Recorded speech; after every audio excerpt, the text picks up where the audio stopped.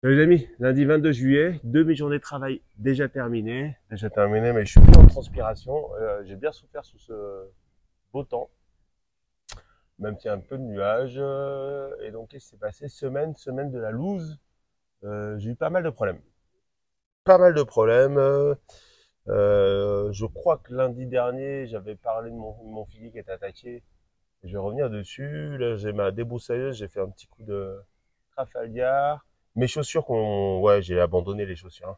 J'avais poussé un coup de gueule, j'avais fait une vidéo là-dessus, sur cette marque-là, que j'aime beaucoup, hein. Mais ces chaussures, je les ai achetées il y a un an et demi, et il y a déjà un an, elles ont commencé à se désolidariser ici. Et puis bah maintenant, 6 mois après, regardez l'état, j'ai jamais vu ça. Pourtant, je fais rien, je fais pas de cross avec, je les mets une fois par semaine, ici, pour marcher essentiellement, quoi. Donc, un petit peu énervé après ça. Donc, qu'est-ce que j'ai fait? J'ai acheté une nouvelle paire qui est sur un grand magasin online. Je sais même pas où elle est fabriquée, cette paire, soit ici, soit en Chine. Je sais pas, il n'y avait pas l'étiquette, j'ai pas vu l'étiquette. Ça m'a coûté 300 pesos, 330 pesos, donc environ 16-17 euros. Elles sont renforcées, hein, c'est coquet. Il y a une barre de fer ici pour être en sécurité. Je les ai prises basses. Parce que le fait qu'elle soit haute ici, avec la chaleur, les pieds sont un peu plus gonflés. Et c'est chiant à mettre, en fait. Et j'avais pris des chaussures hautes à la base parce qu'on nous montait la tête avec les serpents, surtout cette saison-là, quand il y a des herbes hautes, les serpents sortent et se baladent. Mais au final, ici, il n'y en a pas. J'en ai vu une seule fois quand on a débroussaillé. J'en vois jamais, donc c'est pas la peine de flipper à ce point-là là-dessus. Donc là, c'est des chaussures basses. Elles sont pas hyper jolies. Mais là, je les ai utilisées toute la journée. J'en suis très content et elles avaient de bons retours sur le site sur lequel j'achetais. Donc je me suis dit, bah, pourquoi pas essayer. Surtout, si elles tiennent un an, alors que ça m'a coûté 16-17 euros, bah, ça va mieux que si j'achète des paires à 70 euros. Ça me gonfle de payer un peu plus cher pour que, au final, le résultat soit pas là. Ensuite, alors c'est pas une déception, mais c'est assez courant, hein, pour ceux qui ont des débroussailleuses, bah, ils ont ça, quoi.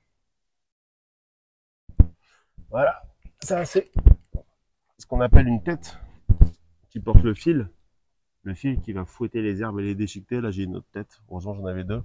Bah là, elle a éclaté en deux. Elle commençait, la débroussailleuse, en quatre morceaux.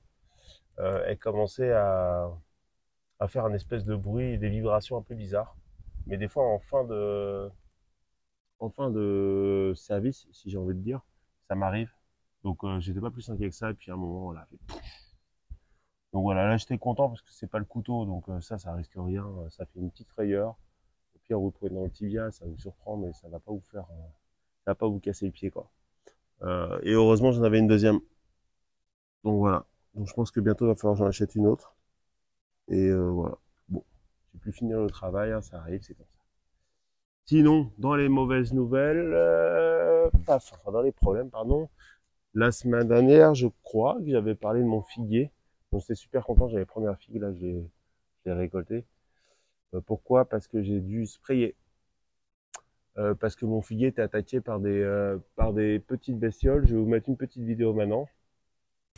En quelques jours, le figuier s'est vachement fait attaquer par ces petites bestioles là. Je vais vous en montrer. Hop, celle-là. Il y a des cochenilles, une espèce de cochenille. Donc là, j'ai aspergé de un mélange avec du savon de Castille. Mais je viens de me rendre compte qu'il y a une figue qui est bientôt mûre. Et j'en ai d'autres qui poussent. Là, on en voit une. Donc j'espère que ça va pas. Et là, on en voit d'autres. J'espère que ça va pas trop lui faire de mal. Donc, c'est des petits. Je me demande que c'est pas des cochenilles. Alors, quand je regarde à quoi ressemblent les cochenilles, ça ressemble pas exactement. Euh, mais le truc, c'est qu'on est au Mexique. Donc, il faudra que je trouve des cochenilles mexicaines pour voir si c'est pas ça. Et donc, du coup, par exemple, ce figuier-là, il s'est complètement fait démonter. Il était tout joli. Donc, il restait des feuilles, je les ai enlevées. Et du coup, j'ai sprayé. Alors, jeudi, je suis venu, j'ai mis du savon de Castille pour voir. Bah, je suis revenu aujourd'hui, on avait comme je pouvais imaginer. Donc là, on voit plus rien. J'ai demandé conseil sur les forums. Bon, ils avaient tous des trucs, des astuces à eux à essayer. Et puis je suis allé, il y avait la foire aux plantes où je vais tout le temps, tous les week-ends. Là, je suis passé, je suis allé voir un des vendeurs, je lui ai expliqué, je lui ai montré la vidéo. Il m'a proposé deux produits, il y avait celui-là et un qui était pas organique, celui-là c'est un produit bio, mais surtout il y avait écrit à utiliser avec des gants et des masques. Je me suis dit bon, bah, ça déjà je vais pas le prendre. Ça a priori ça préserve, ça attaque pas les insectes pollinisateurs, mais c'est fait pour ça. Je voulais pas sprayer hein, à la base, hein. Mais le problème c'est que l'écosystème il est défoncé partout, hein, au Mexique, mais dans tous les pays.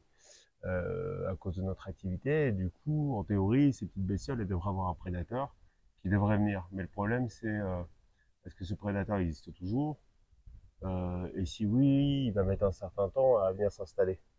Et donc moi, j'ai que deux figuiers et les figuiers, j'en ai énormément besoin. Donc là, j'ai sprayé sur les feuilles et sur le tronc. Enfin là, il n'y a pas de feuilles, mais sur le tronc et je vais vous montrer l'autre. Et par contre, j'ai appliqué ce qu'ils avaient conseillé sur le forum, c'est-à-dire mettre de l'engrais azoté. Donc moi, j'ai mis engrais maison. Quand je dis maison, c'est vraiment maison pour le coup, c'est de l'urine que j'ai évidemment dilué. Comme on a eu des grosses pluies hier, j'imagine que le terrain est imbibé d'eau, donc c'était pas très grave. Sinon, quand vous faites ça, il faut bien arroser avant. Et je vais vous montrer la tronche du figuier. Mais du coup, j'ai mis une dose d'urine pour, on va dire, 7-8 doses d'eau, quoi. Et comme l'urine est très chargée en azote, ça donne un coup de boost. Donc je me dis ça, j'avais prévu de le faire, mais pour tous les arbres, j'avais pas trop en termes de logistique parce que si je dois me trimballer pour chacun des arbres avec mon arroseur autour, c'est assez chiant. J'avais pas trop réfléchi à comment faire, mais là du coup, il est conseillé quand les arbres ont une attaque comme ça, de dégommer tout ce qui va pas et de mettre beaucoup de fertilisants pour l'aider à rebondir. Et moi, regardez mon petit figuier qui était superbe, à poil. Là, j'ai viré toutes les feuilles, je les ai mis dans un seau avec de l'eau pour tuer ces bestioles. Je pense qu'il doit en rester, je vais vous en montrer. Bon, mon figuier est vraiment attaqué, donc j'ai enlevé toutes les feuilles et il y a ces petites, on a des cochenilles dedans que j'ai mis tout ça dans l'eau et hop, ça va partir aux toilettes. Je pense qu'il faudrait même les brûler idéalement, mais bon. Regardez, c'est encore vivant, ça remonte les parois. Allez, je me dépêche de jeter tout ça. D'ailleurs, je vais mettre une vidéo du seau avec les bestioles dedans. Donc voilà, vous les avez vus dans l'eau et là, regardez, c'est ça là. Je sais pas si on voit là, c'est des tout petits points noirs. C'est un peu comme ça ressemble un petit peu à des puces. Voilà, si j'en vois des plus visibles. Non, j'en vois plus. Alors, est-ce que le spray que j'ai mis partout, ah si, il y en a là. Il y en a là, c'est les tout petits points noirs que vous voyez ici. Est-ce que le spray fonctionne? On va voir. Et là, j'ai chargé en azote. Et en plus, j'étais doublement dégoûté parce que bon, là, il y avait deux figues, j'en ai cueilli une, celle-là, elle n'est pas à maturité. Mais là, regardez, il en fait d'autres. J'en ai deux, quatre en plus.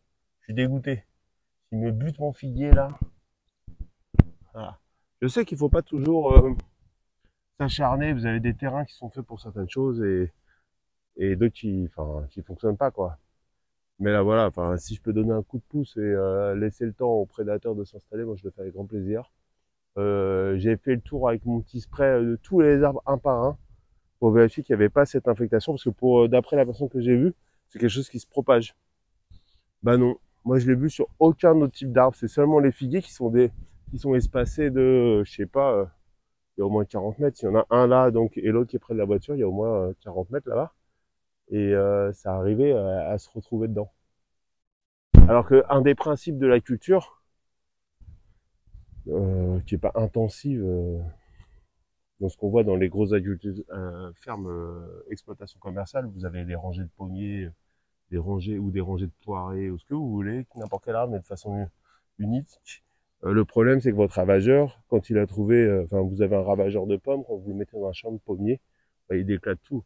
Là c'est mélangé au milieu des bananiers, des cocos, là c'est un tamarin, là c'est un kumbawa, kaimito, j'ai du manguier, j'ai de la main de Bouddha. Bah, normalement tout ça, ça brouille les odeurs en fait. L'idée, Si vous voulez limiter la propagation des saloperies, des parasites, pardon, sur notre terme, des parasites, et vous avez un champ avec différentes espèces de tout, et ça permet à ce que les ravageurs ne puissent pas sauter d'arbre en arbre. Bah là, ça n'a pas marché parce qu'ils se sont quand même trouvés. Et c'est pas un insecte volant, donc je sais pas comment ça s'est passé. Mais bon, voilà. Ça, ce tas là, regardez, ça m'arrive au genou. Ça, c'est une semaine pour arriver à cette hauteur-là. Donc là, j'ai tondu par là, un petit peu par là pour éclaircir, mais j'arrive pas à suivre le rythme. Je vais essayer de tondre 2 fois par semaine. Mon petit combat watch, il va toujours bien. Regardez. Ça, c'est pas une fierté. Hein. Je suis super content du combat watch. Trop chouette. Ce grenadier qui va super bien. Même s'il ne fait pas de fleurs, je vais parler de l'autre grenadier qui m'en fait. Le grenadier me fait des fleurs. Mais ça, c'est la variété Wonderful, je crois. Alors par contre, j'ai passé des heures, j'exagère, mais j'ai passé un certain temps à enlever des lianes partout sur tous les arbres. Parce qu'ici, en une semaine, vos arbres, ils sont couverts de lianes. Ça, c'est mon... On appelle ça pamplemousse chinois, vous connaissez ça en France. C'est les Citrus Maximus. Ça fait des gros pomelos. C'est pas la variété la plus sucrée, parce que j'ai pas réussi à la trouver. Mais je sais pas, je la connaissais pas cette variété, on verra bien. Bon, par contre, vous voyez les épines que ça fait ce truc. Il y en a qui les coupent. Vous pouvez les couper les épines, moi je le fais pas. Quoi d'autre? Allez, quand je vous parlais des lianes, regardez. Hop, hop, hop, ça c'est même pas une semaine.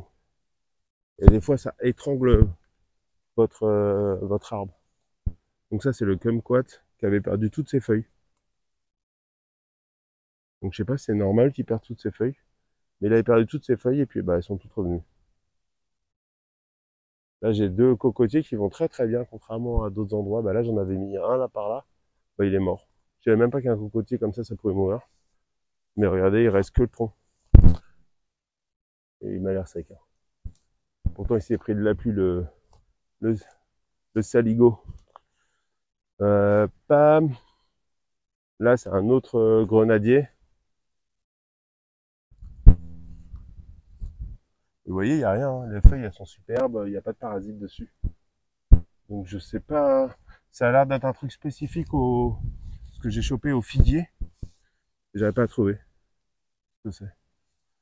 En tout cas, j'espère que ça va fonctionner. Qu'est-ce que je vais vous montrer? Ah ouais, le grenadier qui est là.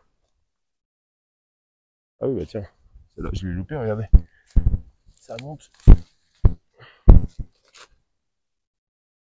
En plus, il y a des épines, cette saloperie là. C'est chiant. Puis ça peut, comme je vous le dis, hein, bon, je me répète, mais ça peut étrangler parce que ça se lignifie super vite. Lignifier, ça veut dire ça devient un tronc. Et ça sert votre tronc principal. Puis bah ça l'étrangle. Après, bah, vous perdez vos arbres, donc vous êtes content. Content d'avoir perdu parce que vous n'avez pas fait gaffe sur une liane. Ça, ouais, ok, goyadier. Ça a du mal à se développer. Hein. Ça, c'est un arbre à pain, un yucca ou un... Comment on appelle? Les plus gros fruits, là. Ah, je me souviens plus du nom. Et il pousse pas trop. Hein. Donc, je le laisse tranquille. Quand il voudra, il poussera. Il peut prendre son temps. Ça, c'est un... Comment ça va bien se développer? Ça, c'est un oranger sanguin. Ah, il était tout... comment on appelle ça? Tout pas palichon, mais rachitique avec quelques feuilles. Et là, maintenant, il commence à prendre du volume. Donc ça, c'est cool. Hein. Plus il y a de feuilles, plus ça fait de la photosynthèse.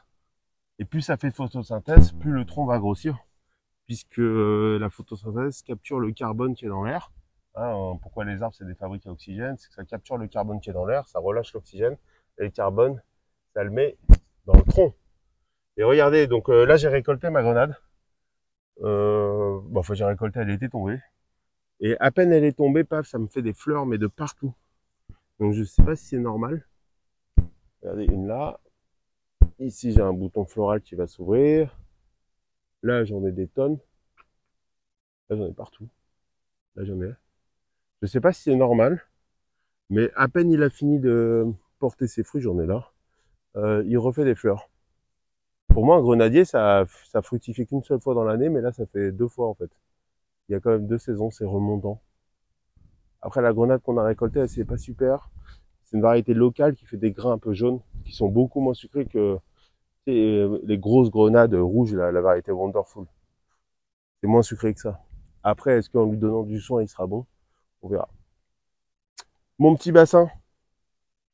Donc là, j'ai rajouté un buller solaire. Alors, c'est pas ouf, hein. Dès que c'est solaire, on va pas dire que c'est... Mais, regardez, si, ça fait de la bulle dès qu'il y a du soleil. Donc ça permet d'oxygéner le fond du bassin. Et je me dis, si elle la vit là-dedans, ça sera toujours appréciable pour elle. Et oui, elle la vit, hein. Donc tout à l'heure, il y avait des quantités de libellules. Alors, bon, il y a de l'herbe dedans, c'est parce que je suis allé débroussailler autour. Mais comme il y a des bestioles qui bouffent les végétaux, donc j'avais bien raison, j'étais pas fou. Ah oui, avant de vous montrer ça, regardez comment c'est marrant. Une fois, j'avais trouvé des têtards là-dedans. Bah regardez, je sais pas si on les voit à l'eau. Ah si, on les voit. Ça, là, les petites boules là, qui ressemblent à des petites bulles d'oxygène, en fait, c'est des têtards, des embryons de têtards, qui vont éclore. Donc la semaine prochaine, quand je vais revenir, ça sera rempli de têtards, je pense. Je verrai bien. Qu'est-ce que je disais? Ah oui. On va voir si c'est toujours le cas, mais j'avais un ditique. Vous savez, les ditiques, c'est des super prédateurs dans les bassins. C'est des espèces comme de gros scarabées. Là, j'en ai un paquet. J'avais un ditique qui se régalait des queues de Zoro. Il dévorait ça, on dirait que c'était un buffet à volonté. Je pensais qu'il s'attaquait à des... Regardez-moi, il est nul. Je pensais qu'il s'attaquait à des... Comme des puces, là. Ces trucs-là, là, qui étaient dessus. Là, je sais pas si on voyait comme des puces d'eau. Mais pas du tout. Il était en train de grignoter la queue de Zoro. Je suis repassé, elle était toujours là. Bon, là, elle est partie. Et j'ai regardé les prédateurs de ces bestioles-là, c'est certains oiseaux ou les poissons. Et je croyais avoir un poisson, mais j'en suis pas sûr. Je l'ai toujours pas revu. Et sinon, bah, il va être bien, lui, hein. Enfin, ils vont être bien parce que maintenant, ils sont plusieurs nombreux. Regardez, là, il y a une carapace d'itique. Ça, là. Ça, c'est une carapace. Hein. C'en est un qui est mort.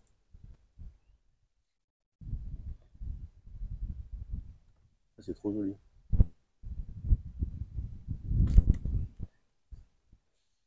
Mais bah, là, je les vois pas. Donc, je vais vous mettre une petite vidéo du ditique en train de se régaler. En voilà un qui mange mes végétaux, le ditique. Je croyais que c'était que carnivore, mais là, il est en train d'attaquer mes colas de Zoro. Donc, mes queues de Zoro. Depuis tout à l'heure, il est collé à ça, il les mange. Le petit saligo. Et donc, comme vous avez vu sur la vidéo, bah là, ouais, c'est un goinfre. Hein. Regardez-moi ça. Sympa, non? Et des libellules oranges. J'avais jamais vu cette couleur-là. J'avais vu des jaunes, des bleus, ce que vous voulez. Mais des oranges, jamais. C'est super chouette, quoi. Pour l'instant, mes accordéons d'eau, ils ont l'air de survivre. Ne pas se faire trop embêter.